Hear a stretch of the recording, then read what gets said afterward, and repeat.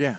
Well, let me go to questions. Let me see, and I'm going to allow people to unmute themselves, but let me take an order. So Falcon Labs, and I think that's Mark Sokol. But I'll go there first. There he is. Go for it, Mark. Okay, let me just share screen for a second so I can show you this. Did I share the right screen? Oh, okay. Yeah. So this is a video I found on YouTube about general relativity, talking about Mercury's perihelion precession. Sure. His general equation for the planets reduced down to exactly Newton's equations, just plus one extra term. And that extra term was 2gm over c squared r cubed. So g is the big gravitational constant that tells us sort of how strong gravity generally is in the universe. M is the mass of the sun, c being the speed of light, and r being the distance of the planet. Yeah. So yeah, I think that's enough context. So basically, obviously, solving general relativity exactly is very difficult, and it wasn't done. You know, in order to confirm the orbit of Mercury, the perihelion, I mean, yeah, they didn't solve general relativity exactly. So, and I mean, yeah, it's kind of complicated history because some people argue that even the experiment that confirmed GR may have been fabricated in order to make it look like GR was right. But then over time, as we did more measurements, it does seem like the prediction held up. And so what you happen is when you study GR, you can linearize GR. So then there's linearized gravity, and that was used to confirm the perihelion of Mercury.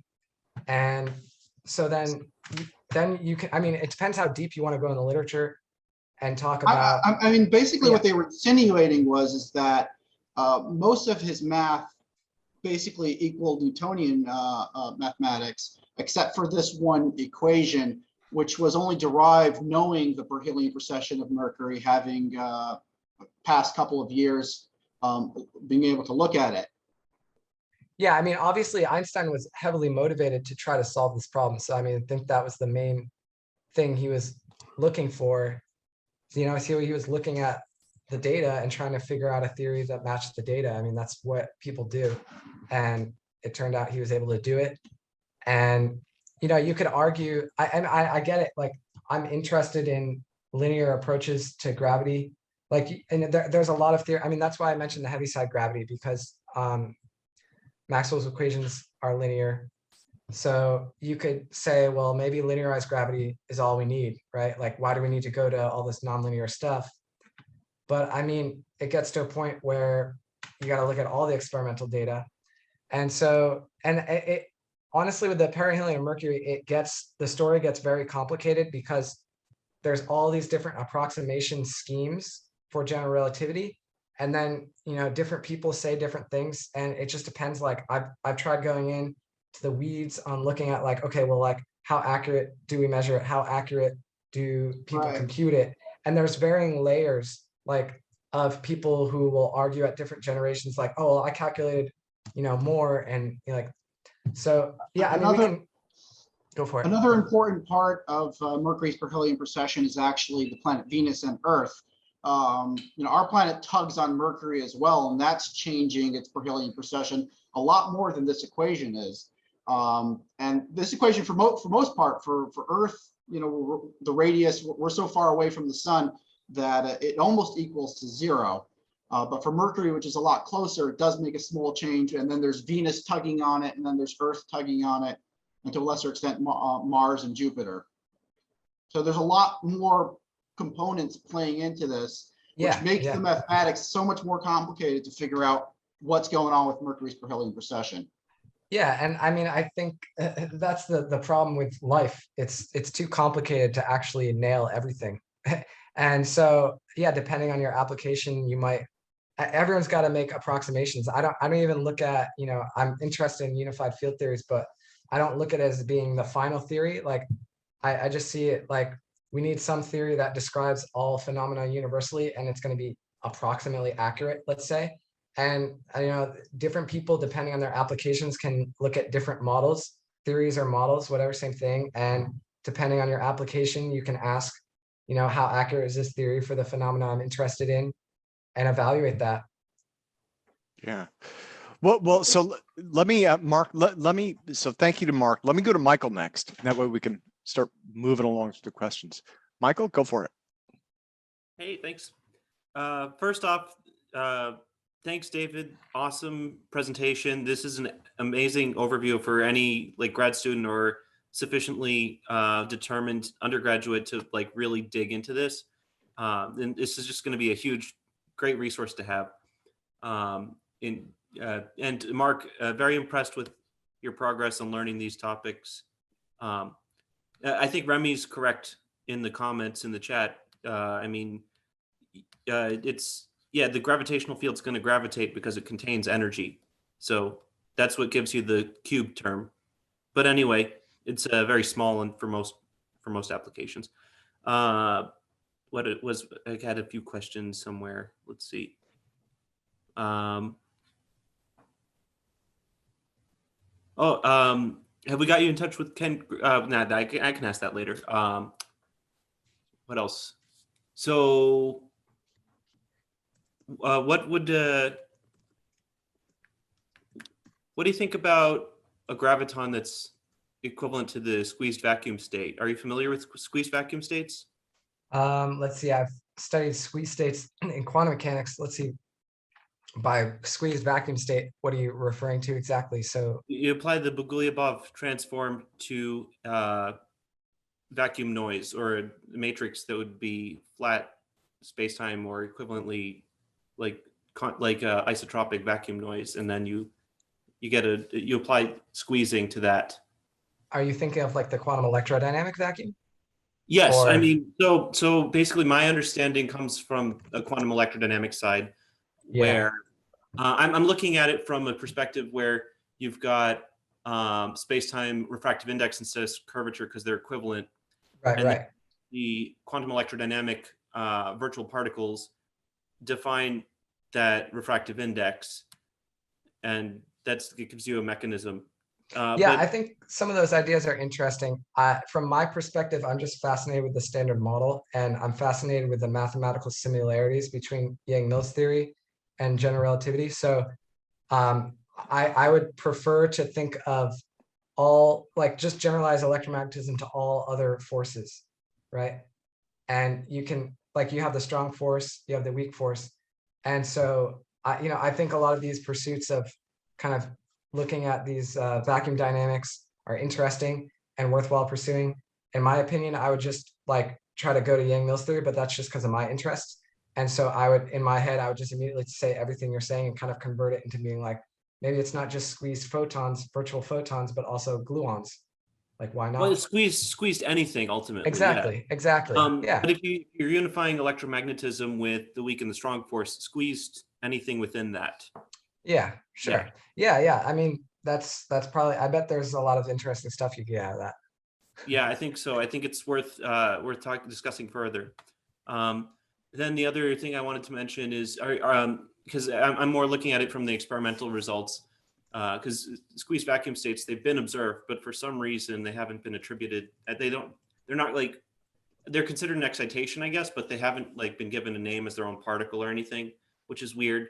I don't know why, but the other thing I wanted to mention is, are you familiar with spatiotemporal optical vortices?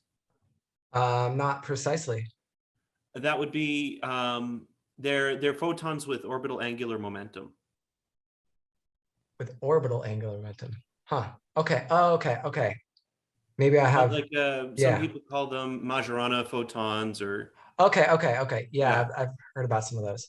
Yeah. Yeah, and condensed matter and such. Yeah, and then, well, I mean, you can have these structures in free space too, though. That's the interesting thing. They've been. That is interesting. Yeah. So a lot of the EVO stuff, I wonder if that's a component in that, because now you've got a Maxwell's equation solution where your fields are still orthogonal, but you've got this toroidal geometry. Okay. Yeah. I would be interested in looking at that more. Yeah, as I was mentioning in the chat before, I'm interested in this toroidal. Sorry, I interrupted. No, that's fine. I'm interested in this toroidal solution that relates to torsion for fundamental particles. So at one point, yeah, I could see that happening. I mean, any particle with spin should have this torsion field, and it probably would connect to what you're saying in some way. And also, it seems that in order to do the path integral for hydrogen, you need torsion as well, which, so yeah, I'm interested in some of that toroidal geometry. Feel free to. Yeah, there's a lot elaborate. of other there's a lot of other terms. It's been discovered independently at least 4 times now, to my knowledge. So people use like all those different terms to describe the same thing. But yeah, we'll definitely discuss it further. And then the last, I did one more thing. What was it? Oh, I just had it. I'll just get it in the comments afterwards. Yeah, sure. I just shared my email in case anyone wants to have any small side discussions or anything like that. Yeah. Well, Michael, thank you. Thank you. And so let me go to Mark Fiorentino next. Mark, sir.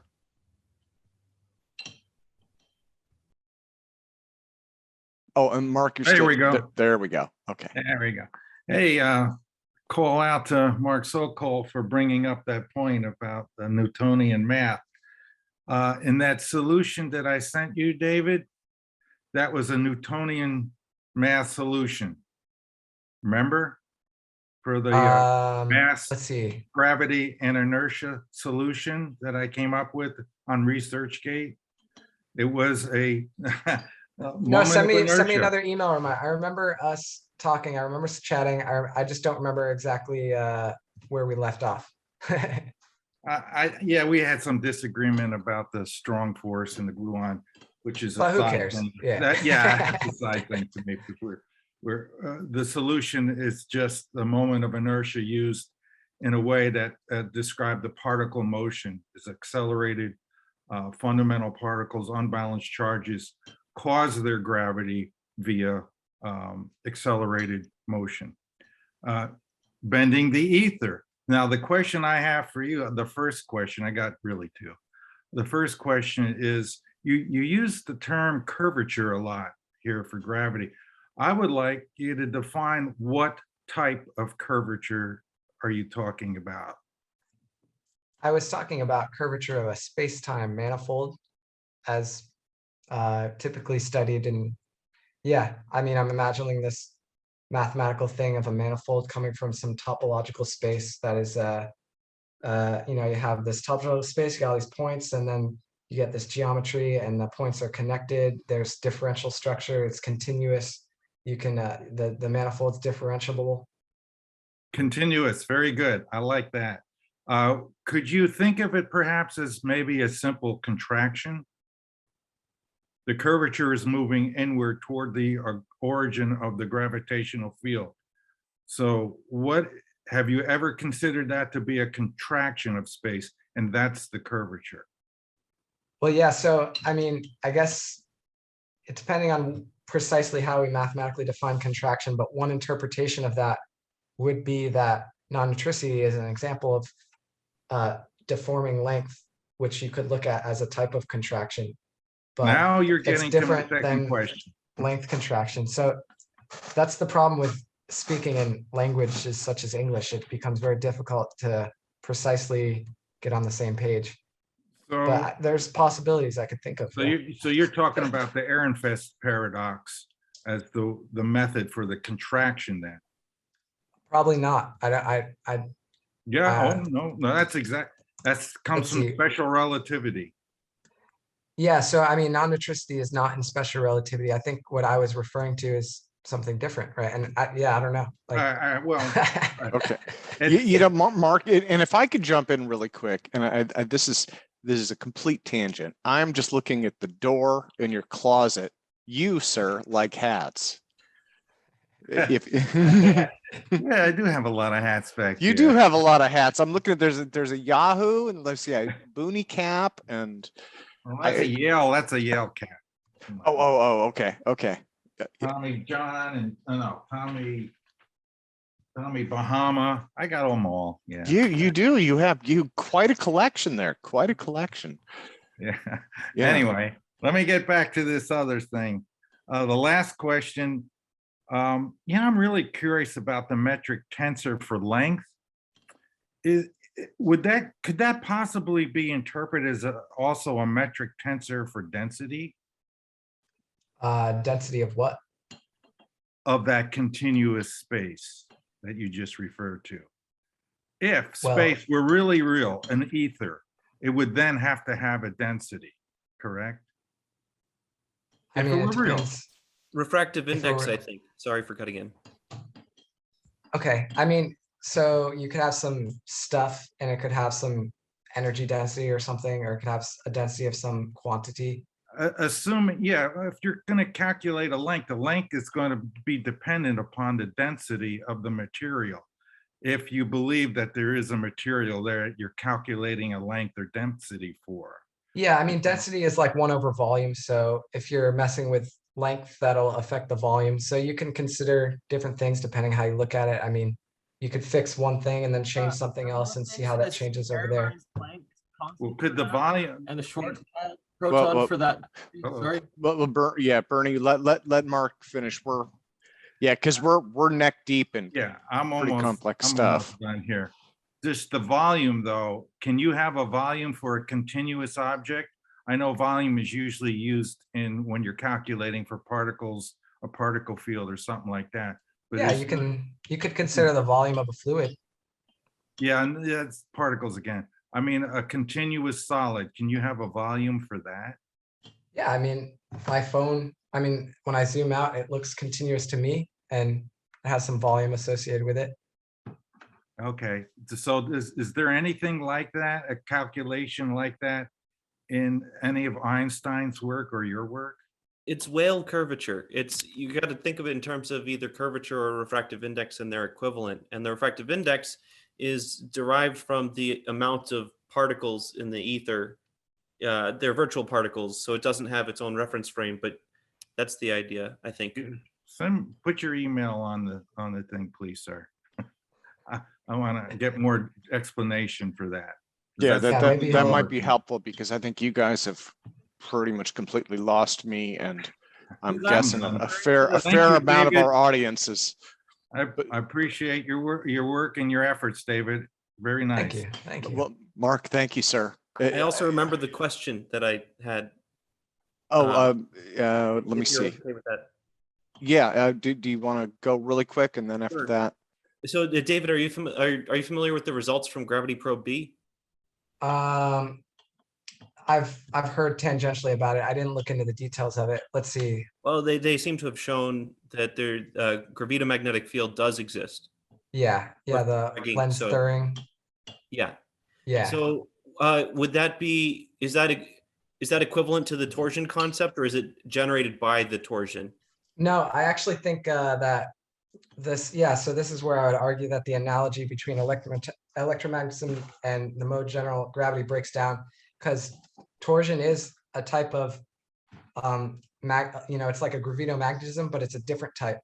And the way I would articulate that is to recall that gravity is a spin 2 particle, whereas electromagnetism is spin 1. So it's almost like when you combine, you get the polarization of the graviton. You can get it from multiplying 2 spin 1 tensors, polarization tensors together. And so you should really actually think of, a typical curvature that you're thinking of, or gravity, as being like electric, and then one of them being electric magnetic. Maybe the electric magnetic is like a lens stirring effect, but then you could have like a magnetic electric or a magnetic magnetic. So there could be generalized gravitomagnetic effects that are difficult to understand from just electromagnetism alone. So I think there's multiple types of gravitomagnetic effects, and some of them are only in some theories and some have more. So if you had a theory without torsion, you could still have the lens stirring effect, and then the torsion is completely independent as a different thing. It's pretty Okay. confusing, yeah. So That's a this good question. torsion is a property of the particle itself, then. I mean, it really depends. the I mean, you can just look at it as a property of space-time, like the manifold itself can have torsion. I prefer theories of torsion that restrict it to the spin density, that are sourced by spin density, but the metric teleparallel theory doesn't set it up that way. That's more the Einstein-Cartan theory. So So we're talking about a very broad theory space here then still. Yeah, yeah. That's the problem, is that there's like an infinite number of theories you can consider. Well, in that case, I definitely recommend reading up on those spatiotemporal optical vortices and other things as well. Yeah, that sounds will interesting. That'll narrow it down for you, hopefully. Cool, Awesome. thanks. Oh, okay. Well, let me go to Michael Boyd next, and we've got about 20 minutes left. And again, David, thank you so much for presenting today. Sure. Michael, go for it, sir. Hi, David. Thank you. I'm curious, you use the term negative energy. Would you explain what you mean by that phrase, negative energy? Yeah, so I mean, this is coming from the kind of standard approach to the Alcubierre drive. They found this solution to Einstein's field equation. So they got this metric tensor, and then they had to figure out, well, what energy do I need to source that curvature associated with that metric? And usually you just think all energy is positive, right? Like that's whatever, you got kinetic energy, you got mass equals mc squared, everything's positive energy. Typically gravity is always an attractive force. There's no gravitational repulsion that's kind of related to the fact that all energy is positive. So they realized that it seemed like you needed negative energy, almost like negative mass or something, like it's typically not assumed to exist. So basically the first solution of this Alcubierre drive, they found that they needed this negative energy, which seems like it doesn't exist. So dark energy, it's like dark energy, like the it's actually not, well, no, not really. So that's the thing, that they were like, it's just a math thing. They said, in order to get this warp drive, we need some type of negative energy that we don't even know if it exists. It probably doesn't exist. So it was kind of left open for further research, well, maybe we'll either discover some negative energy, or maybe we'll find some different solution that maybe can get around this problem without requiring negative energy. And so some of the recent papers that have come out, when they're looking at these theories that are slightly different than GR, they're actually finding that there's different ways you can look at energy, and it gets a little complicated, but basically some of the stuff that they thought was negative energy, from a different perspective, it turns out it's actually not negative energy at all. So now it seems like there might be ways to use normal matter, not exotic negative energy that probably doesn't exist, and use normal matter in some way to create it. Now, I haven't looked into the details of these enough to really comment too much more than that, but that seems to be. Let's think about it differently then. To have gravity, would you need to have matter or mass? Typically, you need something to source the gravity, which is any type of energy, which could include mass or momentum or stress, which is kind of like it's basically like when you have a material and you like shear it, you're putting stress on the material. Like you have a stress ball, right? You push the stress ball. So you need something that's going to like deform the space-time manifold, which is usually energy or momentum. But so it doesn't just have to be mass. So if you had massless particles, those massless particles will have energy, kinetic energy, and that kinetic energy will actually warp space-time. So like photons are a massless particle, supposedly. Is that? Yeah, that's a perfect example. The speed is constant, irrespective of the frame of reference, whether it's in space or on the surface of the sun. The speed is always the same. Yeah. So wouldn't that mean that the photons are independent from the force of gravity, or wouldn't that? It turns out that you can still. Yeah, it gets pretty complicated, but it turns out when you solve the equations, it turns out that you can still have photons participating in a gravitational force, yet they'll still always move at the speed of light. It's it actually can work that way. So yeah, you can just you just write down the stress energy momentum tensor associated with the photons, and then you figure out how that sources that, and it'll have some back reaction. Now, I mean, I would say that we still might not have a consensus on what the best way to unify those two forces. There's definitely a lot of good candidates out there, but so you could maybe argue that there's new physics we haven't understood yet for the interplay of electromagnetism and gravity. But you know, at low energies, the story seems pretty clear that, you know, I mean, because another big result of general relativity was the fact that photons you got this like ring of light that goes around the sun. And so a big part of the confirmation of general relativity was looking at how light bends. Yeah, but that would be gravitational lensing you're talking about, wouldn't it?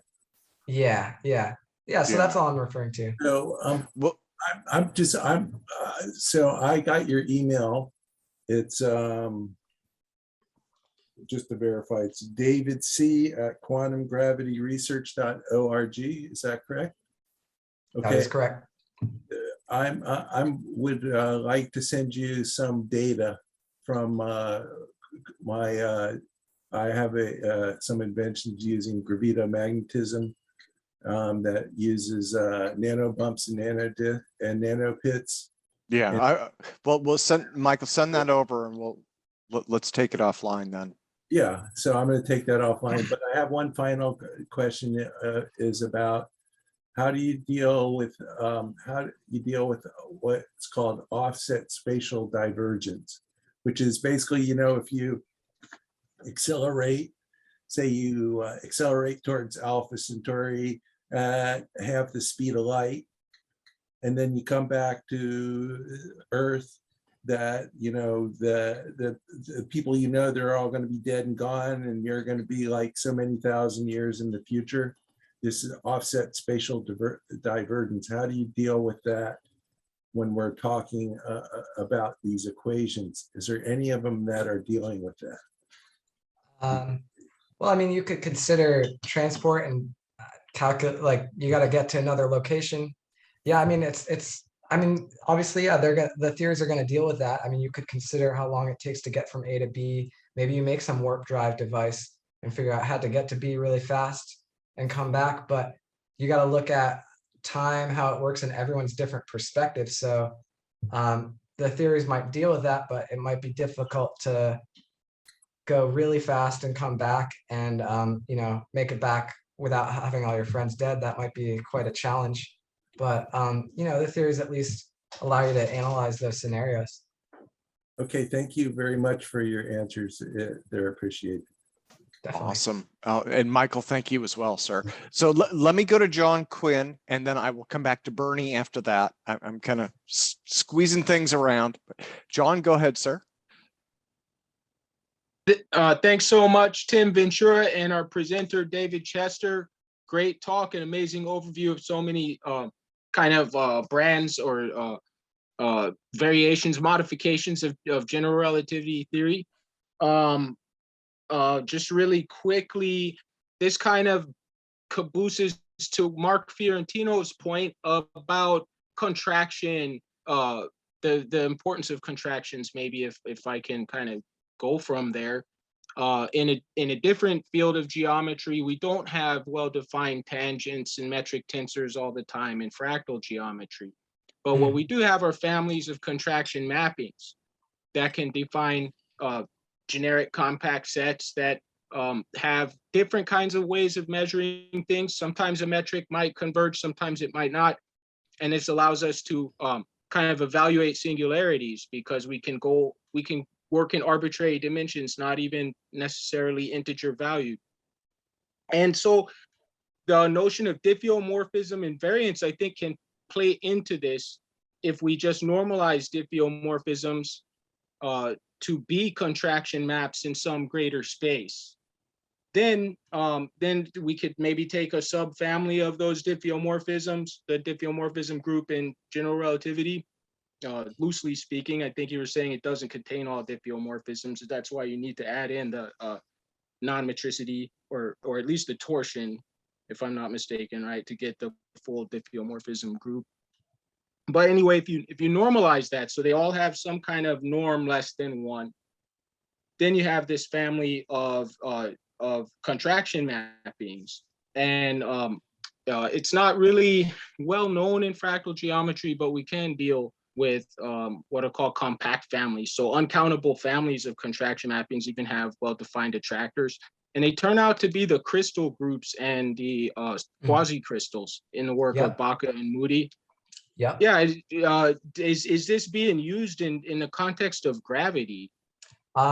It's funny that you say that, because yeah, actually where I work at this place called Quantum Gravity Research, we're looking into quasi-crystals, and it seems like, as far as I understand, if you look at the Fourier transformation of the quasi-crystals, then you find fractals a lot of times.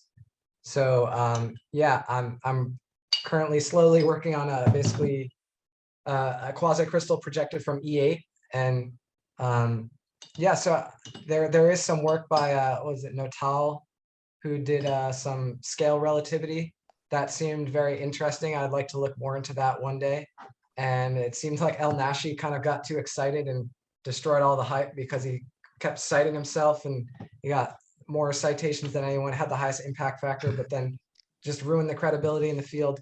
So ever since then, no one has really taken it seriously, but I think there's something important there. So yeah, I would love to see if, feel free to email me like any references on the mappings you were talking about for the fractal geometry. You know what? So far, I haven't found too much in the literature that echoes these thoughts in just a very kind of clear way. I feel like this is the way Mandelbrot would have approached general relativity, and what this kind of gives you is an inroad to quantum gravity, if I am correct, because in the fractal worldview we iterate. And the natural way to iterate, it seems like here, would be some type of multiplication, like a tensor product. Tensor product is in the quantum side is a multi, is a complex system, a multi-body system.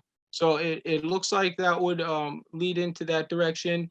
You were talking about the elastic condition on space-time. It's a rather crude analogy, but the box counting dimension is a perfect analogy of the economic elasticity, which is a crude analogy of physical elasticity. So I think there's some things that are very happy congruences between the smooth and rough geometries that you see in general relativity contrasted to fractal geometry. I'd really like to kind of straighten my thoughts out, review my general relativity in better order, so I can send you a more intelligent kind of bunch of thoughts on this. But as they relate from our research with my research group at UC Riverside from fractal geometry. So I'll make a point to do that. I also was going to try to present those views on the many body systems and their representations in quantum theory, and how this plays out because of this obvious relationship to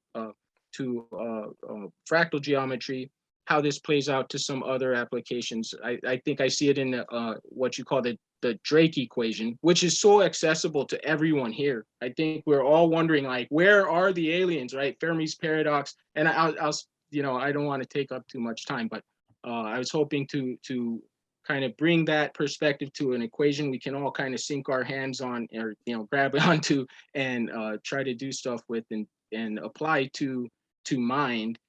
This might be a little controversial, but maybe mind is kind of at the center of it. You don't see it as much on the GR side, but definitely on the quantum side, there were hints. It looks like we don't need conscious observers now, but maybe it'll come back. That all said, thanks so much. A great talk, David. Definitely, thank you. Yeah, interesting thoughts. Wonderful. And John, thank you as well, sir. So let me loop back around to Bernie really quick. We've got about 10 more minutes. And David, thank you again for your time, sir. No problem. And let me see, Bernie. David, great work. There we go. Always quite the time trying to understand hyperdimensional physics and systems being described, but you did a pretty good job of it. If you don't know of trying to enter some of your rotational based systems into that, if you haven't looked into his simulations and programs now. Sorry, did you mention, I saw you had the Wolfram book, you just broke up for a bit. Are you referring to Stephen Wolfram? Yes, sir. Yeah, so I actually did the Wolfram summer school like a year ago.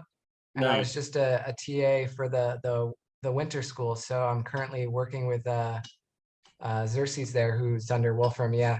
Yeah, so he has his hypergraph model of graphs and this and that. So I did a project looking at curvature, torsion, and non-metricity on discrete graphs for discrete models in the Wolfram summer school. So yeah, I've been following what they're doing, and it's very exciting. Nice. I could see how it would relate to your work for sure.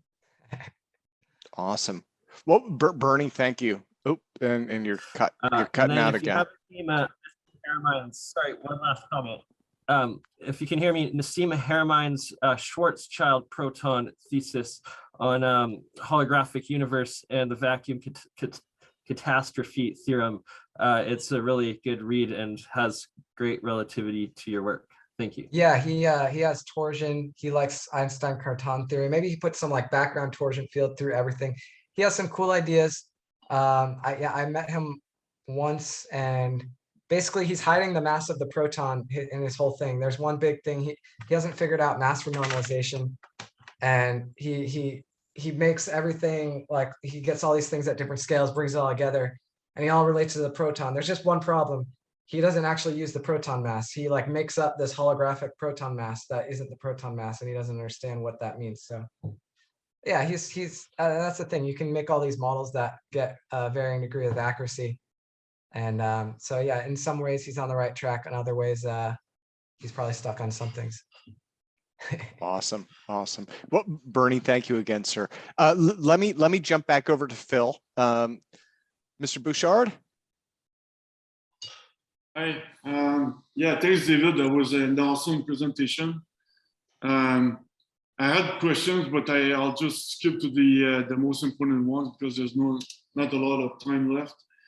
I'm doing an experiment on the gravitational shielding. I wanted to predict it before doing the experiment, but now I didn't have time to do the maths.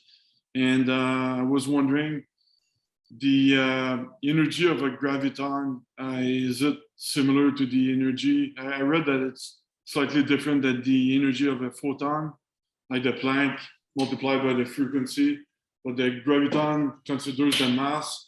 Why would the mass be considered if in the equation if it has no mass? Yeah, I didn't follow that equation. Yeah, I would think it would just be the same. I mean, you could just look at any quantum as, you know, have energy related to h bar times the frequency. Yeah, and the graviton doesn't typically have mass. I mean, you can get into some exotic theories that have very, very small mass for the photon and graviton, but let's ignore those. And yeah, I don't know what that equation was about. I didn't follow it exactly. So I would think it would be basically the same as the photon. Oh, okay. All right, cool. Thanks. I appreciate it. Okay, and Phil, thank you, sir. Let me go to Will next, and then we'll go to William Alec after that, and we'll just keep going until we hit the top of the hour. Mr. Ryken? Oh, you're muted, Will.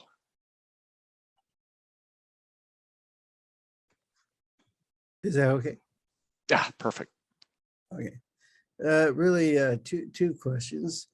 It was interesting that you were connecting your the equations into the Maxwell equations.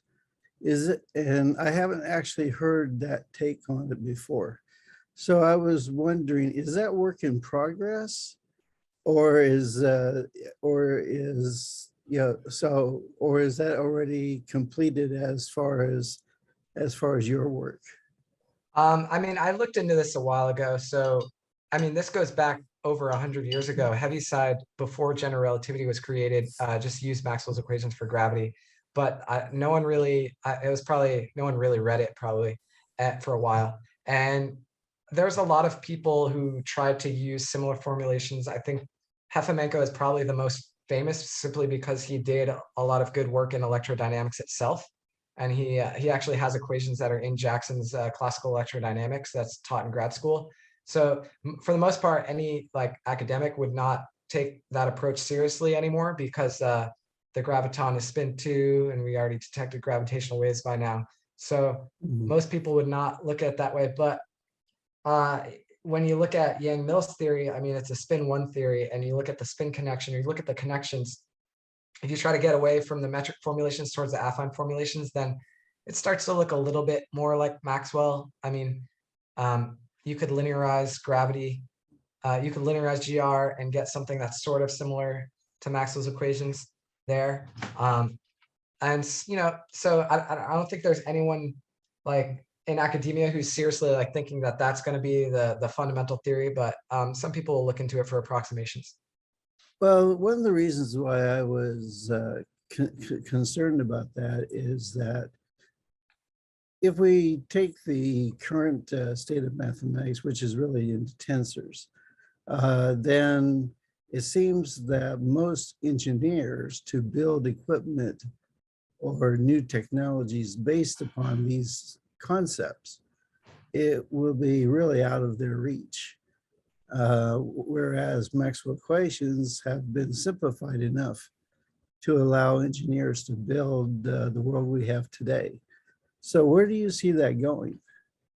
Yeah, well, I mean, I guess large collaborations would help. And also, I mean, even in some of the more exotic theories, they'll often treat space and time separately, especially in a lot of the quantum theories. So what they're doing there, I mean, it's still really hard math, but they're trying to simplify it. So they'll sometimes go back to these natural 3-dimensional formulations to make the math easier. So maybe if that story continues, you could use similar vector calculus ideas to make contact with that at some point.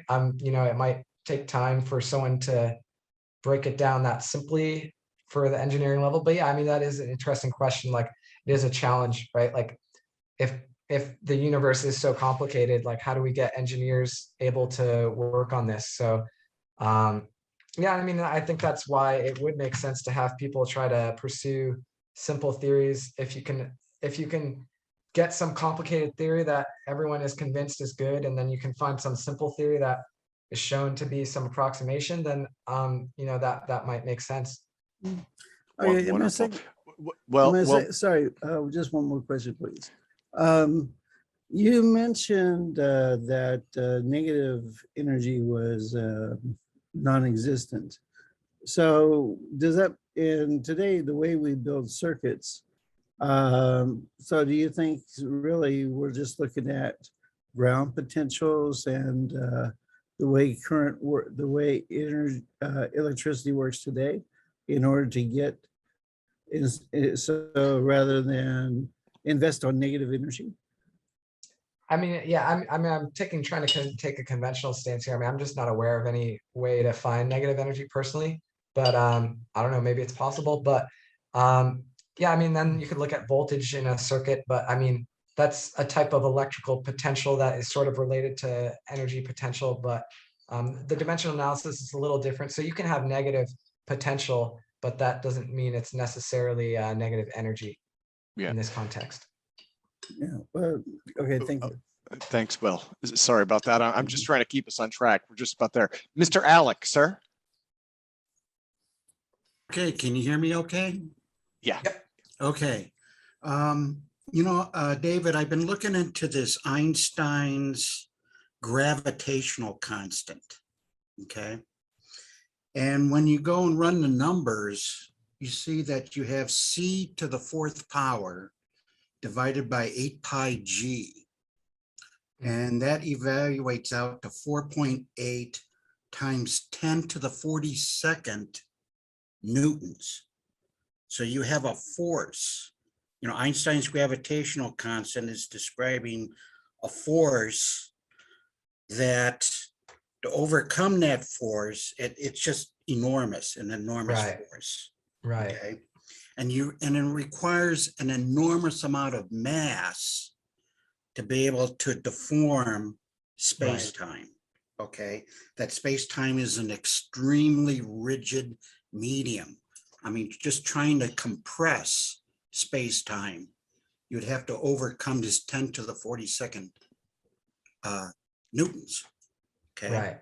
Now, when you compare the electric force with the gravitational force, you run those numbers, you get a number of 4.1 times 10 to the 42nd power times the force of gravity, okay, gives you the force, gives you the electric force. So when you look at these two numbers here, 4.1 times 10 to the 42nd, and this force equation of Einstein's constant, 4.8 times 10 to the 42nd, it seems to me that they're almost interchangeable. That to overcome gravity, you just use electromagnetism. Yeah, I think you would find that one of those numbers was probably a dimensionless number, looking at the ratio of the electromagnetic strength to the Right. gravitational strength. Yeah. So that one would have that would be dimensionless. But I don't know, maybe you're onto something, and maybe at some point we should find some unified theory that has a single coupling constant that would unify them in some way. I mean, all But- that we're really trying to do is either compress, okay, space, or decompress, that's your negative energy, decompress space. Okay, that's what we're trying to do. And that you can use electromagnetism to accomplish that, because it's really the only number that's big enough. Yeah, I mean, I think I would say that as far as I've seen, Jack Sarfati is at least the closest to someone who's articulated how electrodynamics might help get over that difficulty barrier. You know, I'm not even sure if he's right though, but he's thinking at least in the right direction. I think more people should explore that more in like condensed matter theory. It just gets very difficult, but yeah, I mean, at some point we're going to need to use electromagnetic systems to power these devices. It seems Exactly. like. Right. So, Right. yeah. It gets difficult. It's a serious problem to actually make such you know, some nice propulsion device. Yeah. Yeah. Okay, well, Will, thank you. If it's okay, let me go to Michael really quick, and then we'll wrap things up after that. We're a little bit over time. Michael, sir. Thanks. I just thought of one other question. So this is more towards trying to understand the symmetries and asymmetries between these models and electromagnetism. If you're familiar with Dirac's quantization argument with the magnetic monopole that's a stretched dipole, if you look at that in terms of Maxwell's original equations and quaternions, it looks a lot like simple residue theorem from complex analysis in terms of how that ends up. Do you think there's any similar potentials with 1 over r that can be mapped to gravity that would allow a residue theorem for the mass? Let's see. I'm not exactly sure. I'd have to review more detail to see precisely what you're referring to, but yeah, I mean, there's some deep topology there with the magnetic monopole story. I mean, Alan Guth actually was studying magnetic monopoles and then accidentally discovered cosmology. So I think that's a big clue that there's something there. I mean, there's all these topological studies of gravity as well. So Hopf vibrations. So that would be another example. So yeah, I mean, you have like, you know, space-time, like when you get in the exotic gauge gravity stuff, you have these like fiber bundles, and you can have Hopf vibrations. So I've been looking into like these Hopf vibrations from E8, for instance, and trying to find like nested Hopf vibrations. Maybe that would eventually let me connect to the Dirac monopole story. I'm not exactly sure yet, but I guess that's the closest I can quickly mention. And one last, where does Strominger's research fit in terms of the infrared triangle and all that stuff? Who's Strominger? Andrew Strominger. Yeah. I mean, I've followed some of his de Sitter holography stuff. I don't know exactly what triangle you're referring to. So there was some. Well, Michael, we are pushing up against our time. Yeah. We'll chat in the email then. Yeah. Send me an Okay. email. Well, thank you so much. So let me do this again, David. I genuinely cannot thank you enough for presenting today. Everyone, please give Dr. David Chester a giant applause. Thanks. I have never met anyone who can compare various theories the way that you can. That's why it's just so incredibly impressive, and it's such an honor to have you here, sir. Really appreciate it.